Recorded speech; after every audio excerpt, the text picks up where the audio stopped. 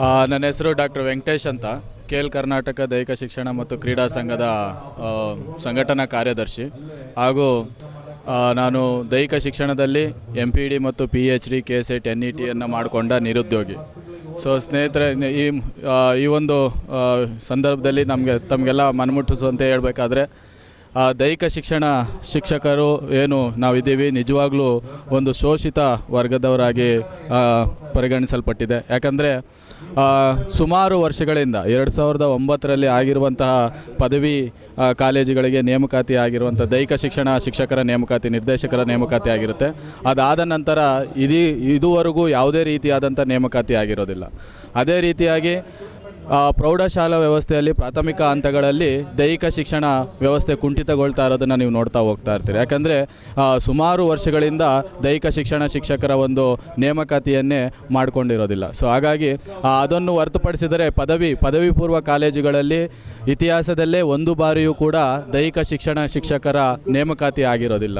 So ಈ ಸಂದರ್ಭದಲ್ಲಿ ನಾವು ಖಾಸಗಿ ಶಾಲೆಗಳಲ್ಲಿ ನೋಡ್ತಾ ಇದ್ದಂಥ ಸಂದರ್ಭದಲ್ಲಿ ದುಡ್ಡಿರುವಂತಹ ಮತ್ತು ಆರ್ಥಿಕ ಸ್ಥಿತಿಗತಿಗಳು ಚೆನ್ನಾಗಿರುವಂತಹ ಹಿನ್ನೆಲೆಯಿಂದ ಬಂದಂಥ ಮಕ್ಕಳುಗಳು ಉತ್ತಮವಾದಂಥ ದೈಹಿಕ ಶಿಕ್ಷಣವನ್ನು ಪಡೆದುಕೊಳ್ತಾ ಇದ್ದಾರೆ. ಆದರೆ ನಮ್ಮಂಥ ಬಡ ಮಕ್ಕಳು ಯಾರು ಸರ್ಕಾರಿ ಶಾಲೆಗಳಿಗೆ ಸೇರ್ತಾ ಹೋಗ್ತಾ ಇರ್ತಾರೆ, ಅವರಿಗೆ ಉತ್ತಮವಾದಂತಹ ದೈಹಿಕ ಶಿಕ್ಷಣದ ಕೊರತೆ ನಿಜವಾಗ್ಲೂ ಎತ್ತು ಕಾಣಿಸ್ತಾ ಇದೆ.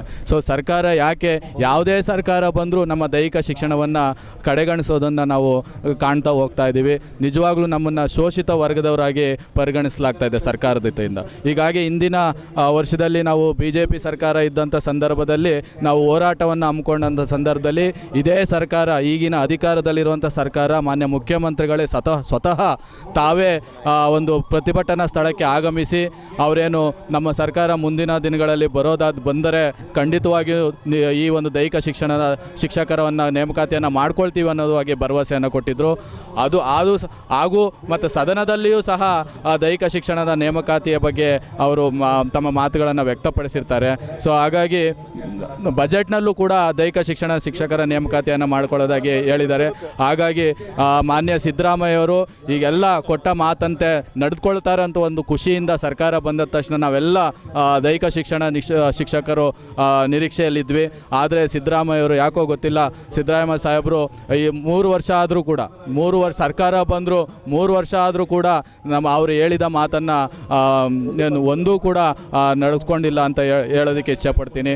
ಮಾನ್ಯ ಸಿದ್ದರಾಮಯ್ಯ ಅವರಿಗೆ ನಮ್ಮೆಲ್ಲ ದೈಹಿಕ ಶಿಕ್ಷಣ ಶಿಕ್ಷಕರ ಕಡೆಯಿಂದ ವಿನಮ್ರವಾಗಿ ನಿಮಗೆ ವಿನಂತಿಸ್ಕೊಳ್ತಾ ಇದ್ದೀವಿ. ನಾವು ಮುಂದಿನ ದಿನಗಳಲ್ಲಿ 2-3 ದಿನಗಳಲ್ಲಿ ನಿಮಗೆ ಬಹಳ ಸಾವಧಾನದಿಂದ ನಿಮಗೆ ಬಂದು ನಿಮ್ಮಲ್ಲಿ ಅಪ್ರೋಚ್ ಆಗಿ ನಿಮಗೆ ನಮ್ಮ ಒಂದು ಕುಂದುಕೊರತೆಗಳನ್ನು ಹೇಳ್ಕೊಳ್ಳೋದಕ್ಕೆ ಇಚ್ಛಿಸ್ತೀವಿ. ತದನಂತರ ನಮ್ಮ ಒಂದು ಈಡೇರಿಕೆ ಏನಾದರೂ ಈಡದೇ ಹೋದರೆ ಮತ್ತೊಮ್ಮೆ ಕರ್ನಾಟಕದಾದ್ಯಂತ ರಾಜ್ಯ ಮಟ್ಟದಲ್ಲಿರುವಂಥ ಎಲ್ಲ ದೈಹಿಕ ಶಿಕ್ಷಣ ನಿರುದ್ಯೋಗಿಗಳು ಸಂಘ ಮತ್ತು ಎಲ್ಲ ದೈಹಿಕ ಶಿಕ್ಷಣ ವಿದ್ಯಾರ್ಥಿಗಳ ಸಂಘದ ವತಿಯಿಂದ ಒಂದು ಉಗ್ರವಾದ ಅನಿರ್ದಿಷ್ಟಾವಧಿ ಉಪವಾಸ ಸತ್ಯಾಗ್ರಹವನ್ನು ನಮ್ಮ ಬೇಡಿಕೆಗಳು ಈಡೇರೋವರೆಗೂ ಹಮ್ಮಿಕೊಳ್ತೀವಿ ಅಂತ ಹೇಳ್ತೀವಿ. ನಿಮ್ಮ ಮೇಲೆ ಭರವಸೆ ಇಟ್ಟುಕೊಂಡು ನಾವು ಇಷ್ಟು ದಿನಗಳ ಕಾಲ 3 ವರ್ಷಗಳ ಕಾಲ ಸಾವಧಾನದಿಂದ ತಾಳ್ಮೆಯಿಂದ ನಾವು ಜೀವನವನ್ನು ನಡೆಸ್ತಾ ಹೋಗ್ತಾ ಇದ್ದೀವಿ. ಆದರೂ ಕೂಡ ಇನ್ನು 2 ವರ್ಷಗಳ ಕಾಲಾವಧಿ ಇರೋದ್ರಿಂದ ಇನ್ನೂ ಸಹ ನೀವು ದೈಹಿಕ ಶಿಕ್ಷಣ ಹುದ್ದೆಗೆ ಭರ್ತಿಯನ್ನು ಮಾಡ್ಕೊಳ್ಳದೇ ಇರೋದು ಒಂದು ನಿರಾಶಕದಾಯಕವಾಗಿದೆ, ನಮ್ಮೆಲ್ಲರಿಗೂ ಕೂಡ ಅತೃಪ್ತಿದಾಯಕವಾಗಿದೆ. ದಯವಿಟ್ಟು ನಮ್ಮ ಎಲ್ಲ ಮನೆಗಳು ಬೀದಿಗೆ ಬರೋದಕ್ಕಿಂತ ಮುಂಚೆ ನೀವು ದೈಹಿಕ ಶಿಕ್ಷಣ ಶಿಕ್ಷಕರ ಒಂದು ನಿರುದ್ಯೋಗ ಸಮಸ್ಯೆಯನ್ನು ಬಗೆಹರಿಸ್ತೀರಾ ಅಂತ ನಾವು ಫಿಲ್ ಮಾಡಿ ಅಂತ ಹೇಳ್ತಾ, ಮುಂದಿನ ದಿನಗಳಲ್ಲಿ ನಮ್ಮ ಬೇಡಿಕೆಗಳು ಈಡೇರಿಸದೆ ಹೋದಲ್ಲಿ ಮುಂದಿನ ದಿನಗಳಲ್ಲಿ ಕರ್ನಾಟಕದಾದ್ಯಂತ ಕರೆ ಕೊಟ್ಟು ಅನಿರ್ದಿಷ್ಟಾವಧಿ ನಮ್ಮ ಬೇಡಿಕೆ ಈಡೇರೋವರೆಗೂ ಅನಿರ್ದಿಷ್ಟಾವಧಿ ಸತ್ಯಾಗ್ರಹವನ್ನು ಮಾಡ್ತೀವಿ ಅಂತ ಹೋರಾಟವನ್ನು ಮಾಡ್ತೀವಿ ಅಂತ ಈ ಮೂಲಕ ಹೇಳೋದಕ್ಕೆ ಇಷ್ಟಪಡ್ತಾ ಇದ್ದೀನಿ.